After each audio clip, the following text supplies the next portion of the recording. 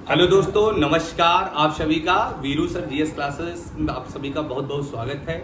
और आज हम लोग G20 सम्मेलन का आयोजन किया जा रहा था कानपुर में, आईआईटी कानपुर में। उसी में हर जिले से सभी लोग भाग ले रहे हैं। तो आज रात को हम लोग एकत्र हुए एक स्थान पर और उसी में कार्यक्रम कब सम्मेलन का होने जा रहा है। सभी लोग अपनी अपनी बातें बताएंगे। तो काफ़ी दोस्त हमारे साथ एकत्र हैं यहाँ पर और सबसे मिलवाते हैं एक एक करके, और वो सब अपने ज़िले के बारे में बताएंगे और विशेषताएं बताते रहेंगे। तो हमारे साथ हैं हमारे मित्र हैं। बताइए भैया अपना जिला। नमस्कार, मैं सुधीर यादव बस्ती से हूँ। और बस्ती अपने आप में एक आध्यात्म या फिर चाहे लेखनी के विषय में हो, तमाम चीज़ों में अपने आप में गहरे इतिहास को समेटा हुआ है। यहाँ पे तमाम लोगों से हमने मिला, तमाम लोगों के बारे में जानकारी प्राप्त हुई है। तो इन सब अवसरों पे हमको अपने देश के बारे में, अपने प्रदेश के बारे में, ऐसे तमाम जब अवसर होते हैं तो जानने को मिलता है। चलो आगे हैं हमारे जगमोहन भैया, है ना। नमस्कार सभी दर्शकों को और भाई साहब को धन्यवाद देना चाहता हूँ कि मेरा नाम जगमोहन सिंह गौतम है। मैं जिला फरुखाबाद से हूँ और G20 में यहाँ कानपुर में आया हूँ, इसलिए बहुत धन्यवाद। भाई साहब को आगे। Hello, I am Abhijit Tripathi from Amethi, the land of education, literature and politics। और अमेठी धर्म के लिए भी फेमस है, धर्म युद्धों के लिए फेमस है। जब भी देश ने आवाज़ दी, अमेठी ने आगे बढ़ करके अपना रक्त बहाया है, राम के मंदिरों की रक्षा की है। और वर्तमान समय में अमेठी की कलम की गूंज फिल्म जगत, सिनेमा जगत हर जगह पर दिखाई दे रही है। मैं उसी अमेठी से हूँ जहाँ से मनोज मुंतशिर आते हैं, मलिक मोहम्मद जायसी होते हैं, राजा गुरदत्त सिंह होते हैं। Thank you. Hello friends, my self Pratap Singh और इस समय मैं बीबीए कर रहा हूँ और मैं गाजीपुर से हूँ। गाजीपुर के बारे में अभी मुझे उतनी नॉलेज नहीं है, लेकिन ये है कि वहाँ पे अध्यात्म को लोग ज़्यादा फॉलो करते हैं। क्या वहाँ का गंगा घाट हो गया, उसको लोग ज़्यादा एडमायर करते हैं। फिर वहाँ पे काफ़ी मतलब मुगल की हिस्ट्री ले लिए जाए या फिर कॉर्नवालिस हमारे हो गए, वो कॉर्नवालिस का वहाँ पे एक संक्षिप्त पाया जाता है। नमस्कार दोस्तों, आज जैसे हम लोग आईआईटी कानपुर में एकत्रित हुए हैं तो यहाँ पर पूरा उत्तर प्रदेश आज एकत्रित है। सभी जिलों से दो दो बच्चे, एक एक बच्चे आए हैं। जैसे कि भैया हमारे अमेठी से आए हैं और हमारे भैया उन्नाव से आए हैं। तो यहाँ चंद्रशेखर आजाद से लेकर महाराणा प्रताप की धरती तक के लोग भी सारे सम्मिलित हुए हैं। तो पूरा उत्तर प्रदेश साथ है। बहुत खूब, जिंदाबाद। नमस्कार साथियों, मेरा नाम चंद्रशेखर है। मैं अलीगढ़ मंडल के एक छोटे से ज़िले एटा से हूँ, जो कि राजा पुंडरिक की कर्मभूमि है। धन्यवाद। नमस्कार, मैं इटावा से आया हूँ।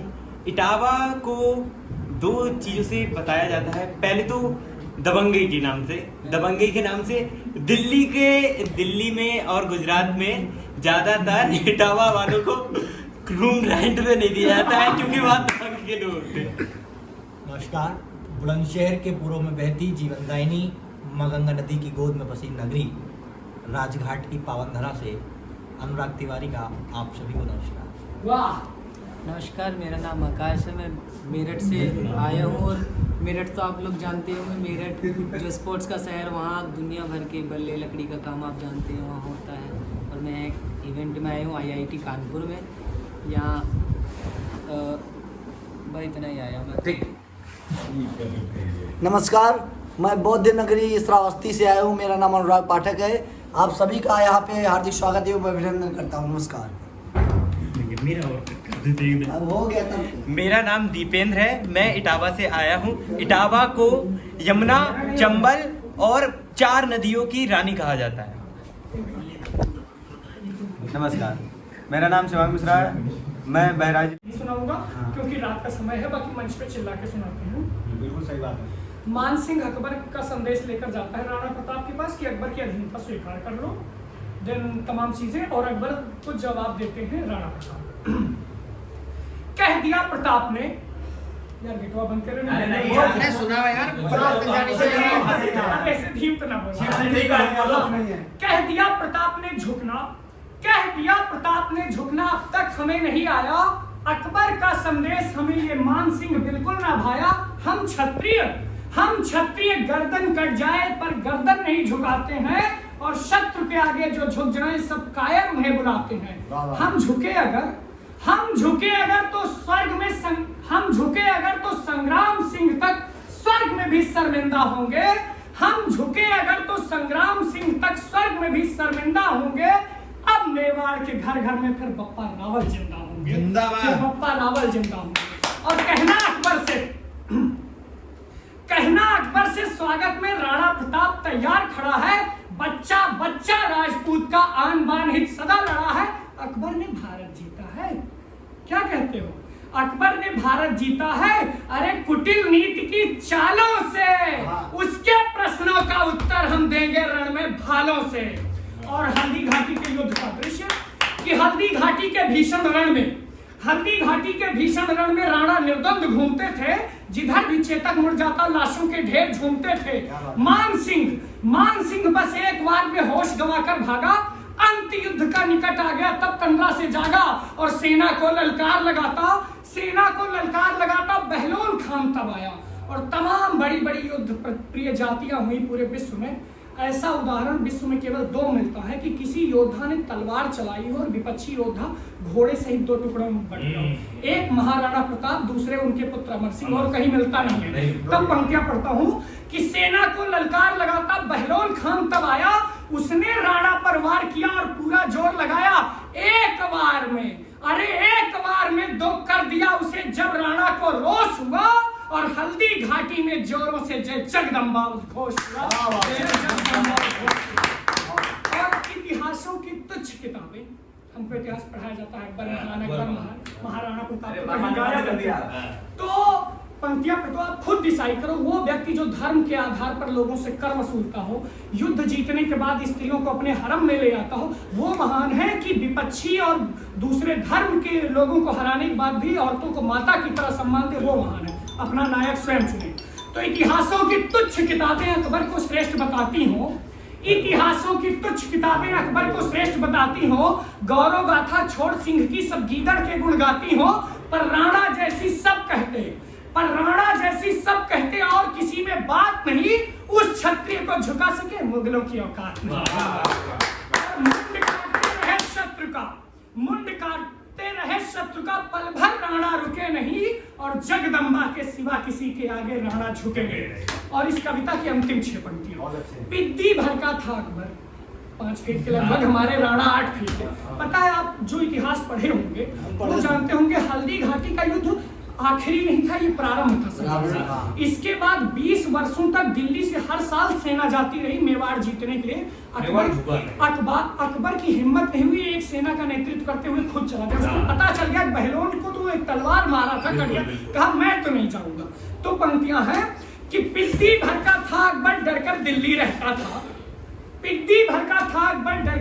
रहता था। और राणा से उसकी जान बचे अल्लाह से रोज ही कहता था। और हल्दी घाटी की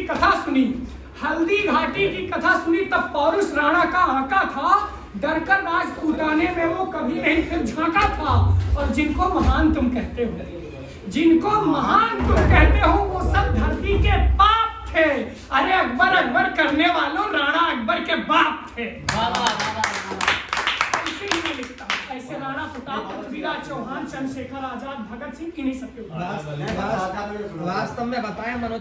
चमक रहा है सूर्य सरीखा वो भारत का भाल था। प्रतिमूर्ति वो आज की दैदीप्यमान एक ज्वाल था। जो पंडित सीताराम तिवारी और जगरानी का लाल था। ब्रिटिश हुकूमत की खातिर चंद्रशेखर नहीं वो काल था। और मैं हमेशा कहता हूँ, एक्चुअली में मैं सुनाता रहता हूँ ऐसी प्रेम रंग कविताएं सुनता रहता हूँ। फिर अचानक से मुझे याद आता है कि मैं तो चंद्रशेखर आजाद का वंशज हूँ। तो फिर धारा बदल जाती है। तो और वाकई में मैं चंद्रशेखर आजाद का रक्त संबंधित हूँ। चंद्रशेखर तिवारी, हम तिवारी। तो हाँ, एक तिवारी सब पर जियो तिवारी जने चलो कि चमक रहा है सूर्य सरीखा वो भारत का भाग था। प्रतिमूर्ति वो आज की दैदीप्यमान एक ज्वाल था। जो पंडित सीताराम तिवारी और जगरानी का लाल था। ब्रिटिश हुकूमत की खातिर चंद्रशेखर नहीं वो काल था। उसी पुरुष की गौरव गाथा तुमको आज सुनाता हूँ। परतंत्र देश में आजाद रहा जो उसकी बात बताता। वो 14 वर्ष की अल्पायु में एक रैली का नेता था। सब बच्चा जिसको समझ रहे थे वो सचमुच नचिकेता था। और नाम पूछने पर शेखर ने अपना आजाद बताया था। और तिरंगा लहराने पर 15 कोड़े खाया था। मातृ भारती के हित सब कुछ हंसकर स्वीकार किया। हर कोड़े पर उसने भारत का जय जयकार किया, भारत का जय जयकार किया। और कसम उठाई थी शेखर ने, कसम उठाई थी शेखर ने कि एक नहीं 100 बार मरूंगा, शपथ भारती की, लेकिन मैं भारत को आजाद करूंगा। उस महावीर ने अंग्रेजों में इतना खौफ जगाया, जब तक शेखर जिंदा थे कोई चैन से सो ना पाया। और शेखर का सुनकर नाम सभी अंग्रेज जोर से कंपते थे। शेखर का सुनकर नाम सभी अंग्रेज जोर से कंपते थे। कभी सामना ना हो उससे जीसस जीसस जपते थे। और अंग्रेजों की अकड़ समूची मिट्टी में इसी मिला दी थी। ब्रिटिश हुकूमत की उस ब्राह्मण ने जड़ें हिला दी। और पिस्टल उनकी एक नहीं 100 कोटि जनों पर भारी थी। पिस्टल उनकी एक नहीं 100 कोटि जनों पर भारी थी, मगर उन्हीं के साथी ने की उनसे गद्दारी थी। हम कभी डरे ना दुश्मन की तोप और तलवारों से, जंग हमेशा हारे हैं हम घर के कुछ गद्दारों से। और आखिरी दृश्य चंद्रशेखर आजाद प्रयागराज के तत्कालीन अल्फ्रेड पार्क, जिसे आजकल चंद्रशेखर आजाद पार्क कहा जाता है, वहां बैठे हुए हैं। और ब्रिटिश सैन्य अधिकारी नाट बाबर ने बाग को चारों तरफ से घेर लिया, आजाद अकेले और उधर से पूरी सैन्य टुकड़ी। अब वो दृश्य कि आजाद अकेले बैठे हैं, नाट बाबर ये भाग गया, पर गर्जन सुनकर शेखर का वो भी थर-थर कांप गया। आजाद ने अपनी आजादी का तब भी अर्पण नहीं किया। घिर गए पार्क में शेखर, मगर समर्पण नहीं किया। और लगी गोलियां चलने वहां अंधेरा छाया। एक अकेले शेखर ने कईयों को मार गिराया। हरी घास पर गोरों के कई लोथड़े पड़े हुए थे, और ब्रिटिश फौज के आगे आजाद अकेले अड़े खड़े थे। और मरते मरते भी शेखर ने माटी का मान बढ़ाया। राष्ट्रीय यज्ञ में उसने अपना अंतिम हव्य चढ़ाया। अंतिम गोली बची शेष खुद के मस्तक पर मारी। पंच तत्व में लीन हुआ भारत का अमर पुजारी। गर्व है जिन पर भारत माँ को यशगान कर रही पुण्य धरा। हर सीने में जिस बलिदानी ने देशभक्ति का भाव भरा। स्वतंत्रता का था महाव्रती, मौत से भी वो नहीं डरा। और वीर लाडला जगरानी का आजाद जिया आजाद मरा।